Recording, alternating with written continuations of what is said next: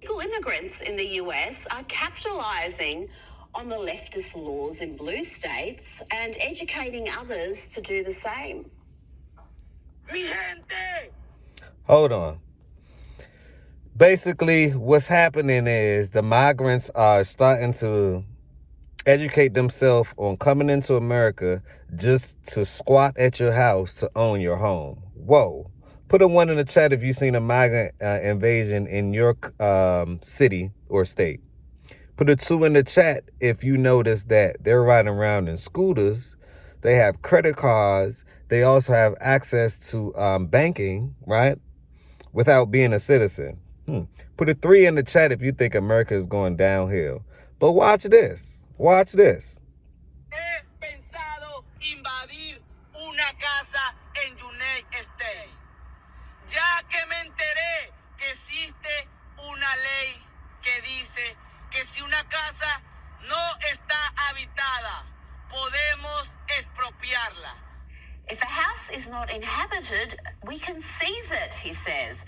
And that's precisely what has happened to this poor homeowner, arrested for trying to reclaim her own house from squatters.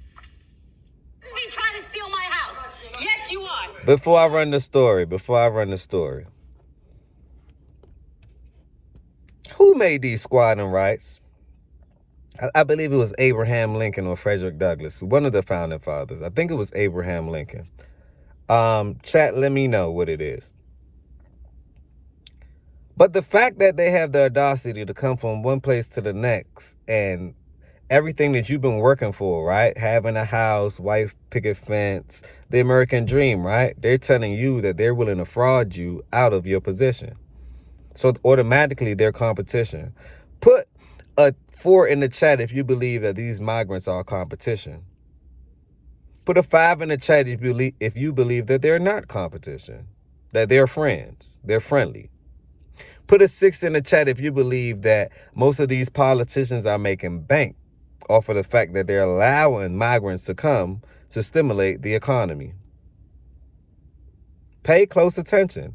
The fact that they could do this and they took this lady's house, it goes to show you what's really going on.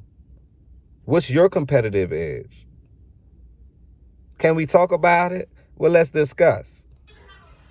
How about that? A squatter standoff. A property owner confronts a group of people she says moved into her $1 million home in Queens, and our cameras were rolling as dozens of officers showed up. Several people were taken away in handcuffs, and one of those arrested may surprise you. What? Yes, the poor homeowner there was arrested because she's not allowed to change the locks of her own house to lock out these squatters living there illegally. What? Because, well, that's just the law. It doesn't matter if it's her property that she pays taxes on. She's in the process of selling it. No, he loved it. So the thing is this, is the law really here to protect you? Or is there always a law that trumps another law? I guess that's why lawyers get paid so much. If you had a home, and look at this obviously is a single woman. She has no man in the household to protect her from what's going on. So to me, she was targeted. She have no man in the household. This goes to show this is a perfect example of what's going on in this modern society. If you have no man in the household to protect you from these heinous crimes, the police can't protect you. They can only come after the incident, never before. So if you don't have a line of defense before these things happen, then these men feel like they can bombard your place. And obviously, they're going to keep doing it because they know you're by yourself. But I bet if a man was in there, they would think twice. You understand? This is a perfect example of the side effect of feminism. She probably, okay, cool. I'm good by myself. I have a house. I have everything. Okay, cool. You do. Everything in your reality, everything that's material. But it's things in life that you can't have that's not material. And that thing is a man, a family, the right to bear arms. These things will help you in these situations. But let's continue. She's been locked out. She claims squatters moved in on February 6th and refused to leave. What's it like being here knowing you can't go inside of your own home? It's enraging. It really is. In New Crazy. York, squatters have rights after 30 days. By the time that someone does their investigation and they do their work and their job, we'll be well over the 30 days, and this man will have stolen my home. And now she's back. He's got no documentation. And not only that, it take about 2 years to even go to court. So they have someplace to live for 2 years. Eric Adam, what are you doing? This goes to show, and I tell people, especially people, black people, right? Just because they're black don't mean that they have your back. Let me repeat. Just because you're black, it doesn't mean that they have your back. This is why. People voted Eric Adam in. Look what's happening. He's getting paid. He's getting incentivized for these migrants to come in the city. Though he's saying that it's a problem, and he already told you, they're here to take over. He's getting incentivized. He's getting a payout. Because he's a mayor. That's 1 + 1. Put a 1 in the chat if you think he's getting a payout. Put a 2 in the chat if you think he's not getting a payout.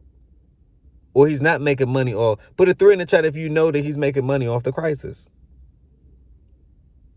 So the fact that he looked like you and I, you said it's okay. The same thing that they did with Obama. The fact that he looked like us, but looking like us don't mean you support us. It's all about your mindset. Eric Adams do not support you. It's not much that he could do. Trump was warning about this a long, long time ago. Now I see the importance of the wall. We have no wall, therefore we will get infiltrated. We have no security system. We have no wall up. We have nothing. We're just allowing them to come on over by the boatload.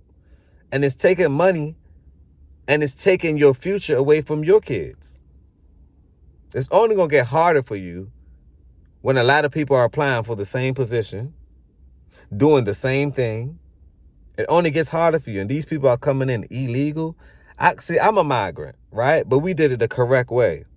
There's nothing wrong with coming over here doing it the correct way. But this is actually incorrect, and they're getting benefits for being incorrect. This should be a state of emergency for everyone. Can we talk about it? Let's continue. So Adele, you're getting arrested right now? Being arrested. For what? They arrested her. For being in my own home. What?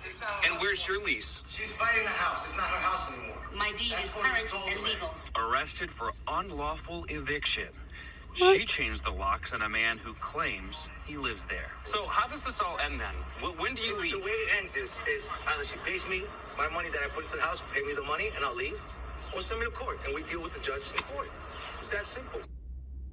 It's not that simple. It's a long process. Eviction can take close to 2 years to complete. What? There's enough squatters and scumbags already in America. They don't need to be importing any more in. I'm pretty sure that dude wasn't an illegal immigrant. But fancy that poor woman being arrested for trying to change the locks of her own house. So these interlopers can't live there for free. Now, let's look at this next dude. He's called names and bullied for daring to enjoy his lunch when others around him are fasting for Ramadan. Look at this kuffar. Everybody's on Ramadan. This is crazy to me. That next clip, don't even worry about that. But that's crazy to me how a migrant can come in here and think he or she's entitled to your home. Leave your thoughts down below. I really want to know what you think about this one, because my fathers, they come into my home. Glad I'm a man. You know, I'm just glad that I'm a man. I'm going to say that. Smash that like button. Tell a friend to tell a friend. This is the beginning. This is not the end. Subscribe to the channel. And leave your thoughts down below. I really want to know what you think about this migrant entitlement. And who is teaching them these laws in order to take over? My God. The world may never know. On that note, peace, blessings, and love. And remember, positivity over negativity, always. Can we talk about it? Let's talk about it.